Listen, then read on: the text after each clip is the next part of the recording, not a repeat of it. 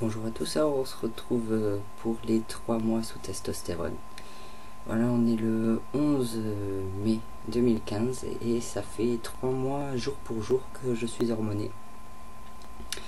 Donc je vais pas faire les changements par rapport au mois prochain, mais ce qui s'est passé par rapport depuis le début. Donc en 3 mois, qu'est-ce qu'il y a eu Donc cette vidéo va être un peu longue parce qu'il s'est passé pas mal de trucs en fait.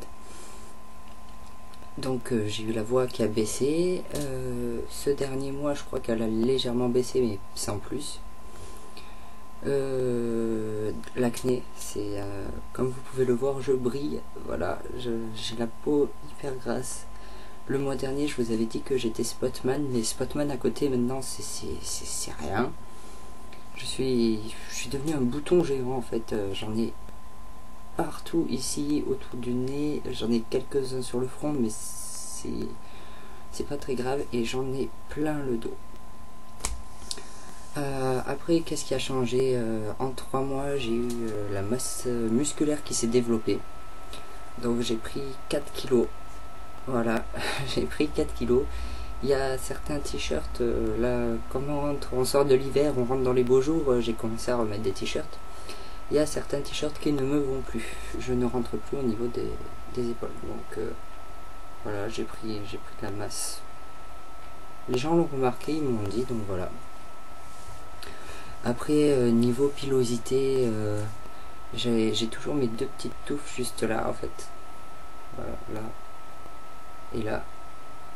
J'ai toute la moustache qui commence à descendre légèrement jusque là maintenant. J'ai les tempes qui deviennent rêches, ça y est. J'ai les tempes toutes rêches. Et j'ai un bon duvet qui commence à se développer dessous en fait. Après ici j'ai rien. Sur les joues j'ai rien du tout. Voilà. Ce qui est autre pilosité en fait, je sais pas si vous allez voir, j'ai des poils partout sur les jambes. Bon, j'ai des bleus aussi, mais voilà, j'ai des poils partout sur les jambes. J'en ai autant qu'avant, mais ils sont plus foncés et plus longs en fait.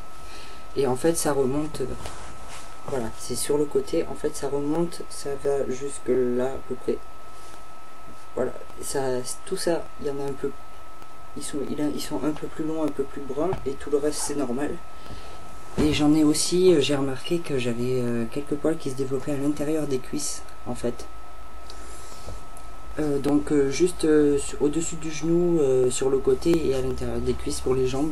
Les cuisses, ça bouge pas, donc on attend encore un peu.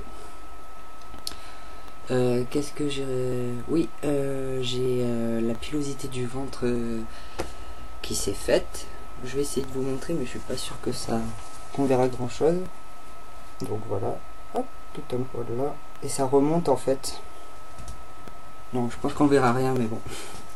En fait, j'en ai dessous du nombril jusqu'au pubis. Voilà, c'est des petits poils. Il y en a un peu plus qu'avant. Il y en a beaucoup plus qu'avant en fait. Ça fait juste une petite ligne. Et j'ai un petit duvet en fait au-dessus du nombril qui remonte.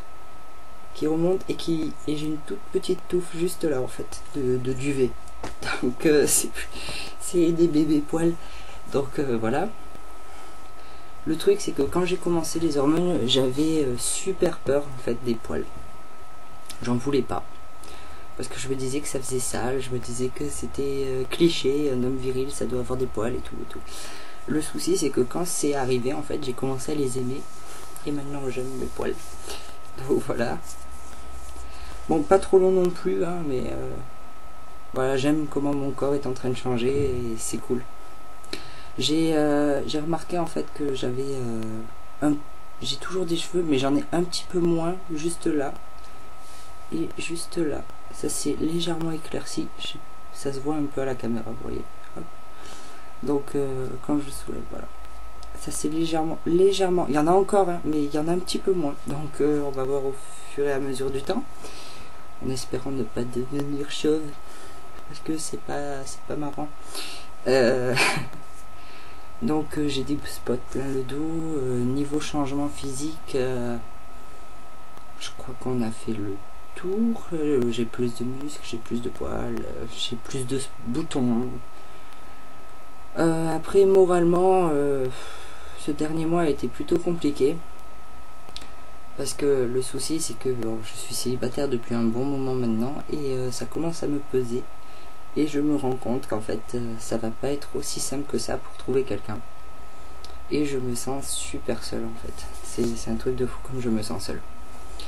Donc on va voir, j'essaie de sortir un maximum, mais bon, je vis chez ma mère, donc ça la fait chier que je sorte trop souvent, donc enfin, voilà, c'est tout un bordel. J'ai continué de faire mon coming out qui s'est étendu à toute la famille en fait. Il y a juste la grand-mère du côté de chez ma mère qui est pas au courant.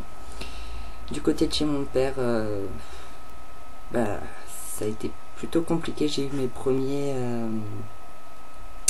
premiers refus en fait, parce que jusque là mes coming out s'étaient super bien passés. Et là en fait je l'ai dit à toutes mes tantes. Et du coup je l'ai dit à toutes mes tantes et il y en a celle que je pensais qu'elle allait le moins bien le prendre, elle l'a pris super bien. Celle que je pensais qu'elle allait super bien le prendre, elle l'a mal pris. Voilà, c'est le monde à l'envers. Donc elle a mal pris, elle a dit que c'était dramatique, qu'elle voulait pas, que ce serait la mort de mon moi féminin. Voilà, que quand j'étais très jeune, je portais des robes, j'avais des cheveux longs, et voilà, elle a sorti tous les clichés, quoi. Le souci, c'est que non.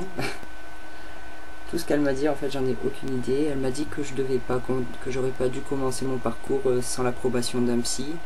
Or, je l'ai eu, donc je sais pas je sais pas. Elle a dû en parler avec d'autres personnes je sais pas, qui lui ont dit des mythos, donc je sais pas. En tout cas, elle veut pas me parler au masculin, elle veut pas m'appeler par mon prénom masculin, elle veut pas m'appeler Eric. Ma grand-mère, elle a eu un peu de mal, puis je lui ai expliqué, je lui ai dit que j'étais toujours la même personne, que tout ce qu'elle avait vécu avec moi, c'était avec moi, que le seul truc qui changeait, c'était que j'allais avoir un corps en fait plus masculin, mais que dans ma tête, j'étais la même personne. Et comment dire, voilà, que dans ma tête en fait j'étais resté, je suis le même en fait, j'ai pas changé, je suis toujours pareil, sauf que maintenant je suis plus heureux. Voilà, et elle m'a dit qu'elle comprenait, qu'elle ferait des efforts. Elle a déjà essayé de m'appeler au masculin en fait, de tout mettre au masculin. Par contre le prénom, elle peut pas. Elle a trop l'habitude de m'appeler par mon prénom féminin, donc elle continuera avec mon prénom féminin. Donc ça me dérange pas venant d'elle, parce que déjà qu'elle l'accepte, qu'elle fasse les efforts pour me parler au masculin et tout, c'est franchement énorme, parce que ma grand-mère a quand même 80 ans et un esprit très fermé, donc qu'elle l'accepte, c'est magnifique quoi. Donc voilà, sinon avec le reste de la famille ça a plutôt été, c'est juste ma tante en fait avec qui ça a bloqué. Ensuite, je suis revenue sur Nîmes, parce que bon, la famille de chez mon père est sur Istres. Et la semaine d'après, j'ai eu mon rendez-vous avec mon chirurgien. Voilà. Donc j'ai eu mon rendez-vous avec le chirurgien le mois dernier. J'ai pas fait de vidéo de suite parce que je voulais faire la vidéo Eureka sur la mastectomie avant, pour expliquer à peu près les techniques et tout, et pouvoir en parler plus facilement. Donc j'ai eu rendez-vous avec le docteur Nives à Avignon, qui m'a accueilli. La secrétaire a tout fait au prénom féminin, parce que c'est le prénom qu'il y a sur ma carte d'identité, mais elle parlait avec moi neutre, en fait, c'était neutre. De là, le docteur Nives m'a pris en rendez-vous, j'étais avec ma soeur, donc j'y suis allée avec ma soeur. Et donc il m'a mis dans une pièce à part. Lui par contre il m'a parlé au masculin tout le long. Il a même changé le prénom sur le dossier, que la secrétaire me dit oui, mais comme c'est pas votre vrai prénom, je vais devoir mettre elle a dû recorriger derrière, parce que lui il avait tout mis au masculin. Et donc il m'a demandé de me déshabiller, il a regardé, il a un peu touché et tout, et il m'a dit qu'en fait j'avais j'avais une poitrine assez petite et une peau assez élastique pour pouvoir faire une périaréolaire partielle. C'est-à-dire qu'on m'enlèverait pas de peau du tout, mais que du coup je devrais garder mon binder pendant 1 mois jour et nuit. Voilà. Donc ça fait pas 2 ans que j'ai un suivi psy, donc il a pas voulu m'opérer de suite. J'ai quand même un peu insisté parce que je veux me faire opérer quoi. Je voulais le faire avant l'été, mais bon, il m'a dit que le faire avant l'été pour les cicatrices et tout, c'était pas top, et que de patienter un peu pour que le suivi psychologique, psychiatrique, voilà, soit un peu plus important, c'était mieux en fait. Donc il m'a dit de le rappeler si je voulais toujours me faire opérer par lui, ce que je veux, de le rappeler vers août ou septembre pour que l'opération se fasse en fin septembre ou octobre. Donc voilà, après niveau prix, tout est pris en charge sauf ses dépassements d'honoraires. Donc il m'a dit que pour lui ce serait 1000 € de dépassement d'honoraires et 100 € de dépassement d'honoraires pour l'anesthésiste. Donc ça me fait 1100 €. J'ai la chance de travailler, de vivre chez ma mère, donc je peux mettre de côté, je peux me le permettre. Donc voilà, c'est cher, mais je veux mettre le prix quoi. Donc voilà, normalement je devrais le rappeler en août. Je vais pas, si je vais l'appeler carrément mi-août parce que je pourrais pas attendre plus de toute façon. Donc ça serait bien que j'ai une date avant mon anniversaire pour savoir quand est-ce que je serai libérée. Et du coup voilà, je crois que j'ai fait le tour.